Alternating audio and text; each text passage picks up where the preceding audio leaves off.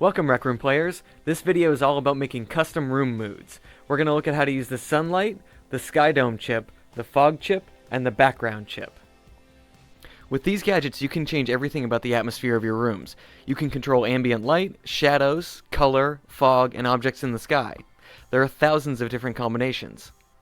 Not only can you set the mood however you like it, you can also change the moods from moment to moment by controlling them with circuits. You can mix this stuff up however you like. It might even get a little crazy. First, let's talk about spawning these gadgets. Start by taking out your maker pen. You can do that by opening up your watch menu, and then pressing the backpack button to find your maker pen. Press the use button to spawn your maker pen in front of you. Spawn the gadgets by finding them in your maker pen palette. Look at the top of your maker pen and press the open palette button. You can search the gadgets by name by using the palette search, or you can find them under the gadgets menu. Look under other chips to find the background objects chip, the fog chip, and the SkyDome chip. Then look under other gadgets on the second page to find the sunlight. Let's check out the SkyDome chip first. Use the configure tool in your maker pen to change the colors of the sky. The first thing you should notice is that as soon as you start configuring this chip, the mood changes to show you what it will look like. But this is just a preview. This is also how all of the custom mood gadgets work. You're the only one who can see it for now, and we'll talk about how to turn the gadgets on and off for everyone else later on. The sky has 4 layers of color, and they go from the top of the sky to the bottom of the ground. You can change any one of these just by tapping it and selecting a new color. For example, if I want to make this feel a little bit more like nighttime, I'll change the sky top to black, and then I'll change the sky bottom to dark blue. There's also a special color for the horizon. This color starts at the ground and extends upward. The horizon size slider controls the height of this color, and the horizon strength slider controls the amount of blending. Next is the sunlight. The direction you point this gadget controls where the sun appears in the sky, and it also controls the direction of the shadows that it casts on the ground.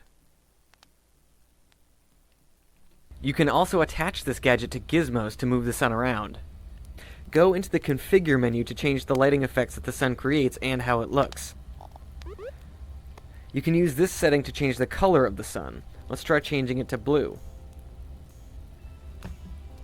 And you can control how bright the daylight is with the intensity slider. Shadow strength controls how dark are the shadows cast by players and objects.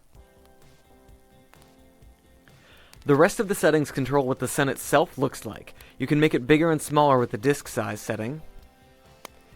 And you can change the size, shape, and color of the sun's background glow using the settings for glow size, glow strength, and glow horizon. The clip sun on horizon option controls whether or not the sun disappears when it gets below ground level. Turn this off if you want to see the sun like you would see a star up close in outer space. For a fun example of using the sunlight and the SkyDome chip, let's see how dark we can make it in this room. I'm starting out with the SkyDome chip that's turned to all black colors, and the last thing I'm going to do is turn the sun intensity slider all the way down to 0. And as you can see here, it's going to get pretty spooky. Next, let's talk about the fog chip. In most rooms in Rec Room, you'll notice that faraway objects fade away slowly until they disappear behind a solid color. The fog chip lets you control that. Look in the configure menu to see the options. Pick a fog color by tapping the color square. The start distance controls the distance around you that's totally clear of fog. Objects in this range won't be colored by the fog at all. The fade distance controls the range of distance where the fog increases until it totally covers objects.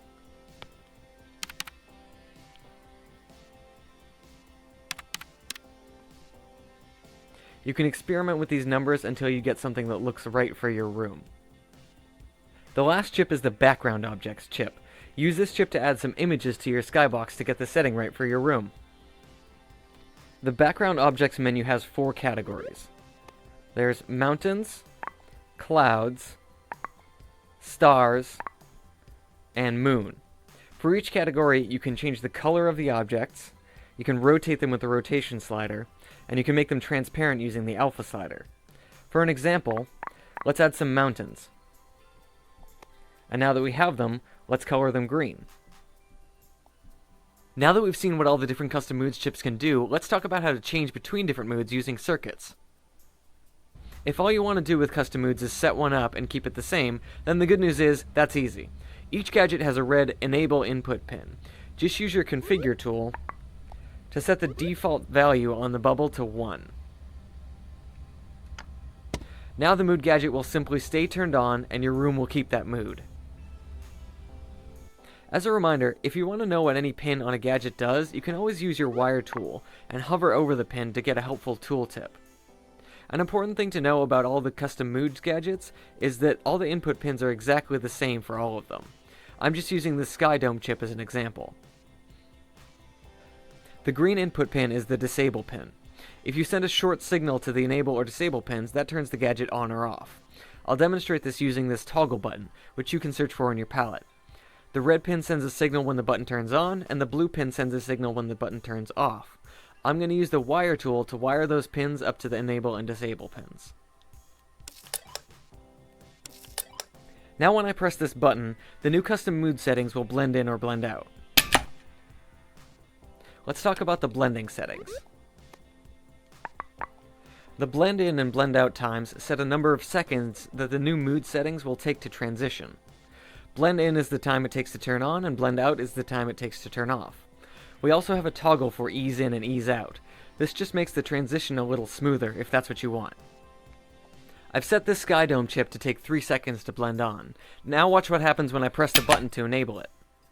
This works the same way for all of the custom moods gadgets. You can even try setting the blend times to 10 or 20 minutes to create a day and night cycle in your room.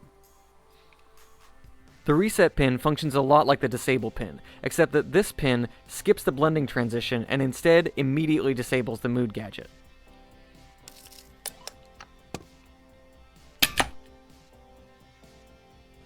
The two output pins on moods gadgets are on blended in and on blended out. These two pins will just send a signal at the end of a transition from on to off or from off to on. Each custom mood gadget also has a priority setting. This takes effect when you have two of the same kind of mood gadget enabled at the same time. This just makes transitioning between two custom moods a little bit easier. The last configuration setting to talk about is the setting for exclusive to player role. This lets you turn a custom mood gadget on for some players in your room, but not for others. Only the players who have the named role will see the mood settings when they're turned on. For example, you can use this to make it darker for some players when they go into an underground area of your room. Or maybe you could use it to blind some players for a game of hide and seek. We're really excited to see what you come up with. That's everything you need to know about the custom moods gadgets. If this video was helpful, please give it a like, and remember to subscribe to Rec Room for more tutorials and lots of fun videos.